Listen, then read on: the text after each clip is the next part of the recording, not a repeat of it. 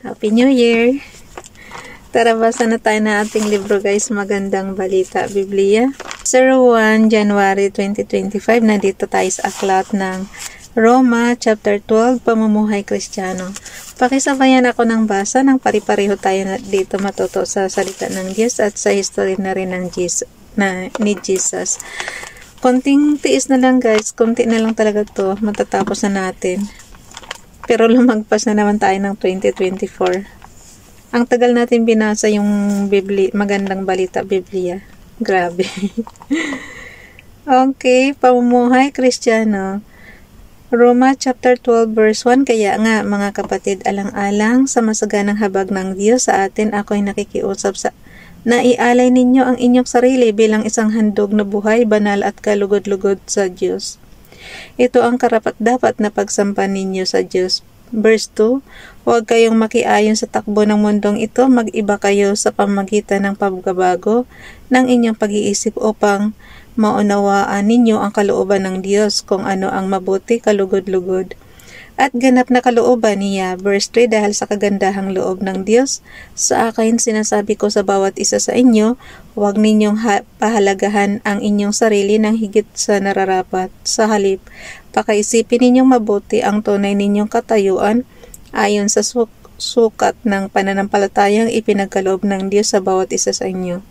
Verse 4, kung paanong ang katawan ay binubuo ng maraming bahagi at magkakaiba ng gawain ang bawat isa. Verse 5, gayon din naman kahit na tayo marami, nabubuo tayo sa iisang katawan ni Kristo at tayong lahat ay bahagi ng isa't isa. Verse 6, tumanggap tayo sa iba't ibang kaloob ayon sa kagandahang loob ng Diyos. Kaya gamitin natin ang mga kaloob na iyan. Kung ang ating kaloob ay pagsasalita ng pahayag mula sa Diyos, magpahayag tayo ayon sa sukat ng ating pananampalataya. Verse 7, kung paglilingkod ang ating kaloob, maglingkod tayo. Magturo ang tumanggap ng kaloob sa pagtuturo. Verse 8, magpalakas ng loob ang may kaloob sa pagpapalakas ng loob. Kung pagbibigay ang inyong kaloob, magbigay kayo ng buong puso. Kung pamumuno naman, mamuno kayo ng buong sikap. Kung pagkakawang gawa ang inyong kaloob, gawin ninyo iyan ng buong galak. Roma chapter 12 verse 9, maging tunay ang inyong pagmamahalan, kasuklaman ninyo ang masama at pakaibigin ang mabuti. Verse 10, magmahalan kayo bilang tunay na magkakapatid at pahalagahan ninyo ang iba ng higit sa pagpapahalaga nila sa inyo.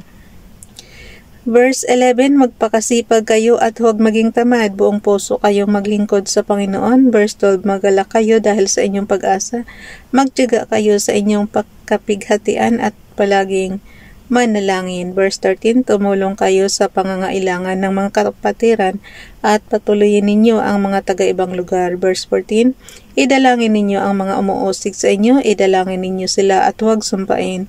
Verse 15, makigalak kayo sa mga nagagalak at makitangis sa mga tumatangis. Verse 16, magkaisa kayo ng saloobin, huwag kayong magmayabang, sa halip ay makisama kayo kahit sa mga dukha, huwag ninyong ipalagay na kayo'y napakarunong.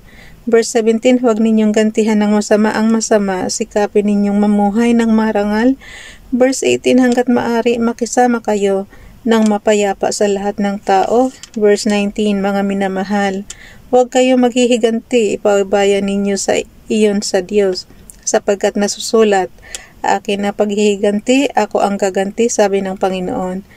Roma chapter 12 verse 20, subalit kung nagugutom ang iyong kaaway, pakainin mo, kung nauuhaw, painumin mo.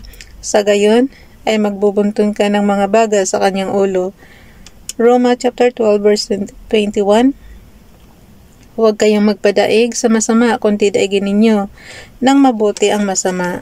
Pagalang sa pamahalaan.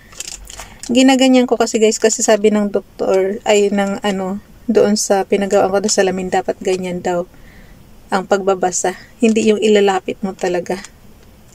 Okay, pagalang sa pamahalaan.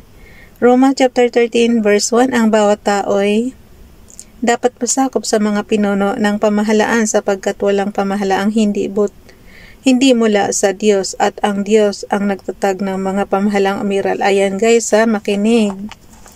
Dapat gumalang kayo sa pamahalaan. Kung sino man yung namuno dyan, dapat sumunod kayo. Kasi yan, inano yan ng Diyos. Ulitin ko ulit para paggalang sa pamahalaan. Roma chapter 13 verse 1 para maintindihan ng mga kumukontra sa pamahalaan namin doon sa Pilipinas. Dapat sundin nyo na lang yung pamahalaan ni PBBM. Kasi yan ng Diyos Okay, Roma chapter 13 verse 1. Ulitin natin, ang bawat tao ay dapat pasakop sa mga pinuno ng pamahalaan sapagkat walang pamahalaang hindi mula sa Diyos at ang Diyos ang nagtatag ng mga pamahalaang umiiral. Diba? Kaya sumunod kayo guys. Verse 2, kaya nga ang lumalaban sa pamahalaan ay lumalaban sa itinakda ng Diyos at sila'y paparusahan. Verse 3, ang mga pinuno ay hindi dapat katakutan ng taong gumagawa ng mabuti. Ang mga gumagawa lamang ng masama ang dapat matakot.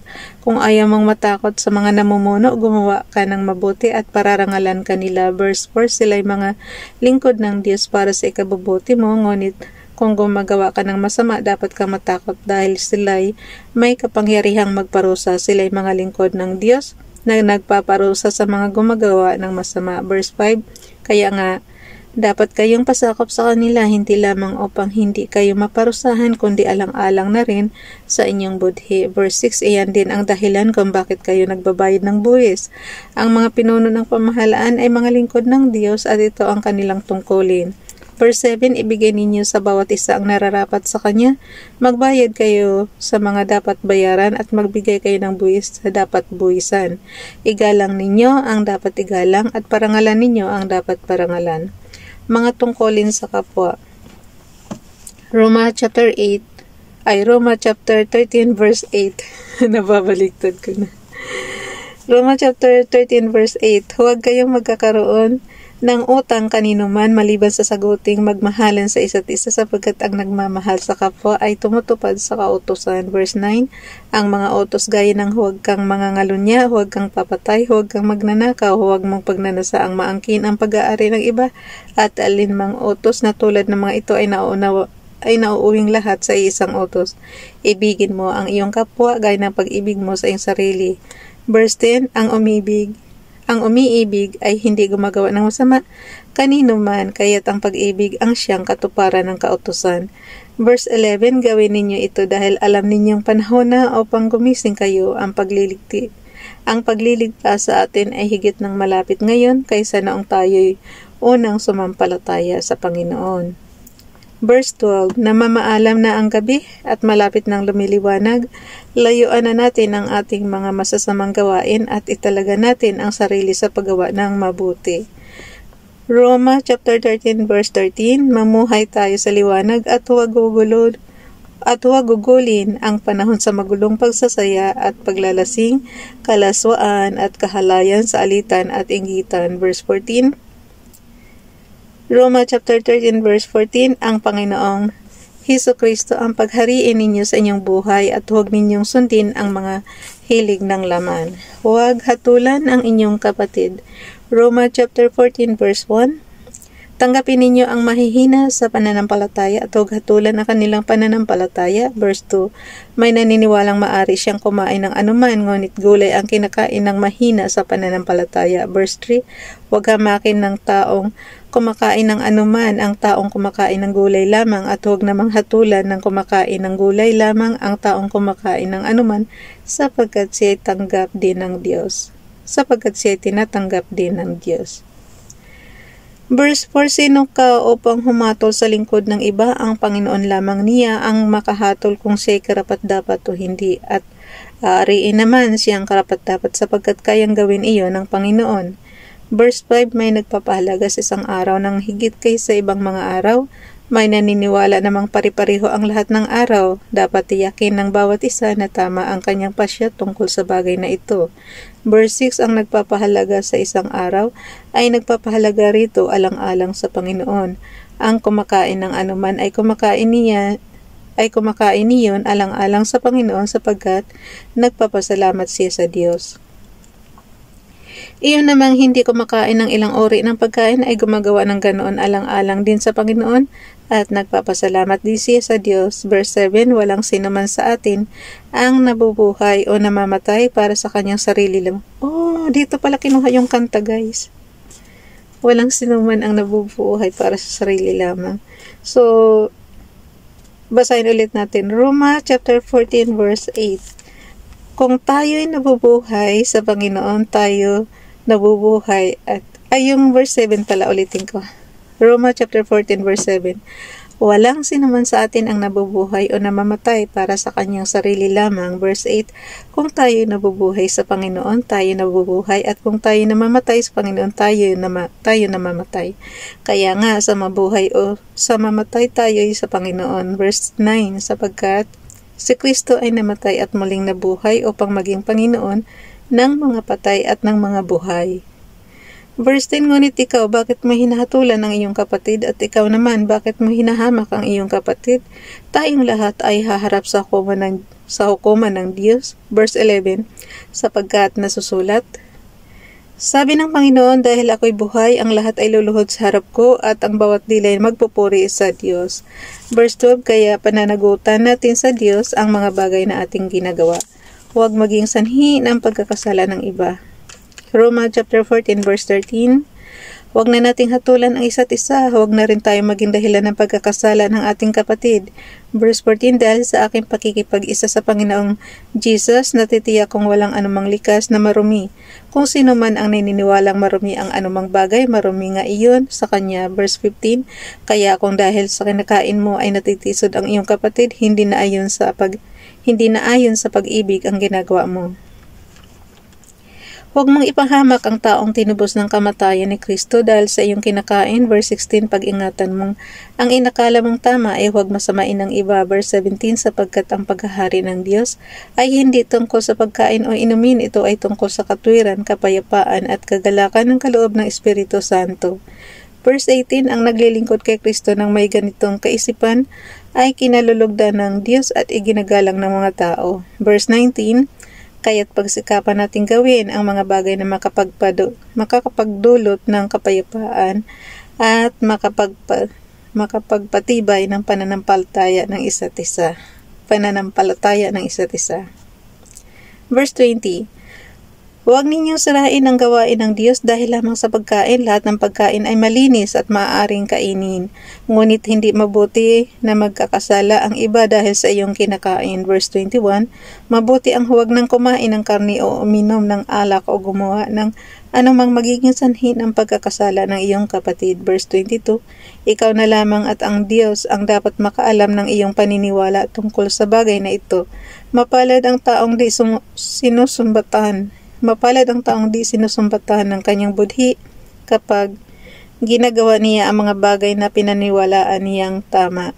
Verse 23, Roma chapter 14 verse 23, ngunit ang sinumang kumakain sa kabila ng kanyang pag-aalinlangan ay nagkakasala sapagkat hindi siya naging tapat sa kanyang paniniwala. Kasalanan ang paglabag sa sariling paniniwala. Nandito na tayo sa aklat ng Roma chapter 15, bigyang kasiyahan ang kapwa, huwag ang sarili.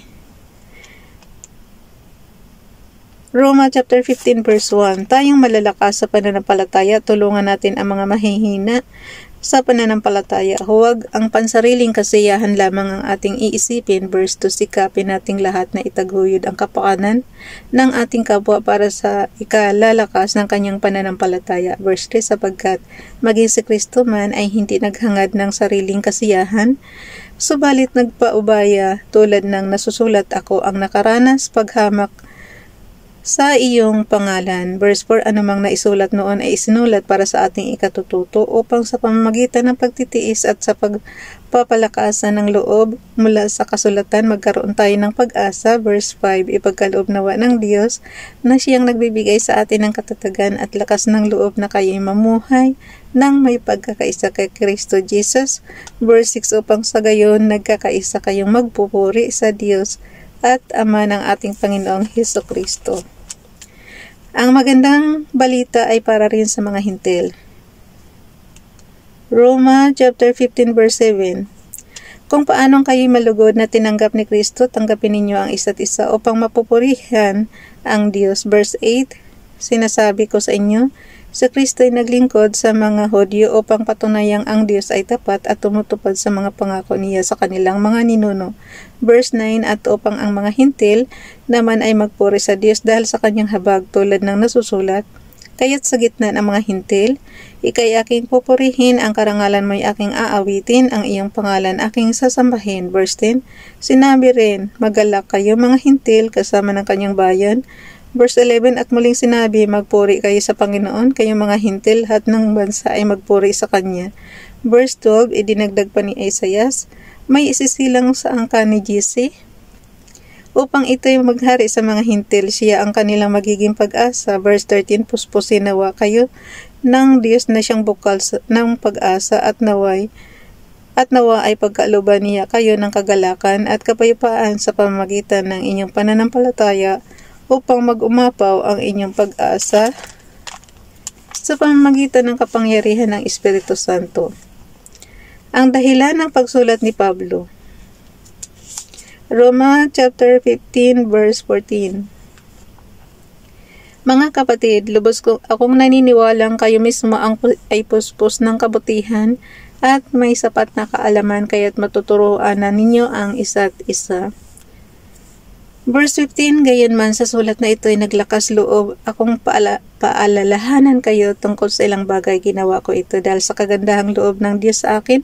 Verse 16, upang maging lingkod ni Kristo Jesus bilang pari sa mga hintil, ipinapangaral ko sa kanila ang magandang balita ng Diyos upang sila'y maging handog na kalugod-lugod sa Kanya dahil sila ay ginawang banal na ng Espiritu Santo. Verse 17, kaya't sa mga gawaing patungkol sa Diyos, ang aking ipinagmamalaki ay si Kristo Jesus. Verse 18, wala akong pinapangahasang ipagmalaki kundi ang ginawa ni Kristo upang maakit ang mga hintil na sumunod sa Diyos sa pamamagitan ko, sa pamamagitan ng aking mga salita at gawa. Verse 19, sa tulong ng mga himala at mga kababalaghan at sa pamamagitan ng kapangyarihan ng Espiritu ng Diyos, kaya't mula sa Jerusalem hanggang sa Illyricum, ipinangaral ko ang magandang balita tungkol kay Kristo. Verse 20, ang hangad ko'y ipinangaral ito sa mga lugar na wala pang alam tungkol kay Kristo upang hindi ako magtayo sa pundasyon ng iba. Verse 21, subalit tulad ng nasusulat, makakakilala ang hindi po nakakabalita tungkol sa Kanya, makakakilala ang hindi pa nakakabalita tungkol sa Kanya, makakaunawa ang hindi pa nakakarinig tungkol sa Kanya. Ang balak ni Pablong dumalaw sa Roma chapter 15 verse 22. Iyan ang dahilan kung bakit hindi ako matuloy-tuloy sa pagpunta sa inyo. Verse 23, ngunit ngayong tapos na ang gawain ko sa lupaing ito at dahil matagal ko na ring gustong pumunta riyan. Verse 24, inaasahan kong magkikita-kita tayo pagdaan ko riyan papuntang Espanya. Inaasahan ko ring ako'y tutulungan ninyong makarating doon matapos nating magkasama-sama ng sandaling panahon. Verse 25, ngunit sa ngayon ay papunta muna ako sa Jerusalem upang dalhin ang tulong sa mga kapatid roon. Verse 26, sapagkat minabuti ng mga taga-Macedonia at taga-Akaya na magpadala ng tulong para sa mga mahirap na kapatid sa Jerusalem. Verse 27, malugod nilang ginawa iyon at talaga namang dapat nilang gawin dahil ang mga hintil ay nakabahagi sa mga pagpapalang espiritual ng mga Hudyo. Marapat lamang na bahagi na nila ang mga Hudyo sa pamamagitan ng mga pagpapalang material. Verse 28, kaya't pagkabigay ko ng nasabing tulong sa mga kapatid sa Jerusalem, daraan ako riyan pagpunta ko sa Espanya. Verse 29, naniniwala akong pagpunta ko riyan ay taglay ko ang masaganang pagpapala ni Kristo. Verse 30, mga kapatid, nakikiusap ako sa inyo alang-alang sa ating Panginoong Hesukristo at sa pag-ibig ng Espiritu. Tulungan ninyo ako sa pamamagitan ng inyong taimtim na pananalangin para sa akin. Verse 31, idalangin ninyong maligtas ako mula sa mga taga-Judea na ayaw sumampalataya at naway tanggapin ng mga kapatid sa Jerusalem ang paglilingkod ko para sa kanila. Verse 32, Sa gayon, kung loloobin ng Diyos, masaya akong makakarating diyan at makakapagpahinga sa inyong piling. Roma chapter 15 verse 33, sumainyo nawa ang Diyos na pinagmumulan ng kapayapaan. Amin. Mga pangungumusta. Roma chapter 16 verse 1. Tapusin na natin to guys kasi bukas Korinto na tayo. Roma chapter 16 verse 1. Itinagubilin ko sa inyo, ang title niya is Mga Pangungumusta. Roma chapter 16 verse 1. Itinatagubilin ko sa inyo ang ating kapatid na si Phoebe, na isang tagapaglingkod ng iglesia sa Cenchrea. Verse 2, tanggapin ninyo siya alang-alang sa Panginoon gaya ng nararapat nating gawin bilang magkakapatid. Tulungan ninyo siya sa anumang pangangailangan niya sapagkat marami siyang natulungan at ako'y isa sa mga iyon. Verse 3, ikamusta ninyo ako kina Priscilla at Aquila na mga kamanggagawa ko kay Kristo Jesus. Verse 4, itinaya nila ang kanilang sarili sa panganib upang iligtas ang aking buhay at hindi lamang ako ang nagpapasalamat sa kanila, pati na rin lahat ng iglesia ng mga hintil. Verse 5, ikamusta rin ninyo ako sa iglesyang nagtitipon sa kanilang bahay. Ipaabot din ninyo ang aking pangungumusta sa mahal kong kaibigang si Epinito, na siya unang sumampalataya kay Kristo doon sa Asya. Verse 6, ikumusta ninyo ako kay Maria na matyagang naglilingkod para sa inyo. Verse 7, ikumusta ninyo ako sa mga kababayan kong sina Andronico at Junia na nakasama ko sa bilangguan. Sila'y kilala ng mga apostol at naunang naging Kristiyano kaysa sa akin. Verse 8, ikumusta ninyo ako kay Ampliato. Ang hirap bigkasin. Ampliato na aking minamahal sa Panginoon. Verse 9, kay Urbano na kamanggagawa natin kay Kristo at sa mahal kong kaibigang si Istakis. Verse 10, ikumusta din ninyo ako kay Apiles na subok ang katapatan kay Kristo sa pamilya ni Aristobulo. Verse 11, sa kababayan kong si Herodion at sa mga kapatid sa Panginoon sa sambahayan ni Narciso. Verse 12, gayon kina Trifina at Trifosa na mga lingkod ng Panginoon at sa mahal kong kaibigang si Persida na tapat na naglingkod sa Panginoon. Verse 13, binabati ko rin si Rufo na magiting na lingkod ng Panginoon at ang kanyang ina na para ko na ring ina. Verse 14, gayon din sina Asincrito, Flegonte, Hermes, Patrobas, Hermas at sa mga kapatid na kasama nila. Verse 15, binabati ko rin sina Filologo, Julia, Nereo at ang kanyang kapatid na babae, gayon din si Olimpas at sa lahat ng kapatid na kasama nila. Verse 16, magbatian kayo bilang magkakapatid kay Kristo, binabati kayo ng mga iglesia ni Kristo.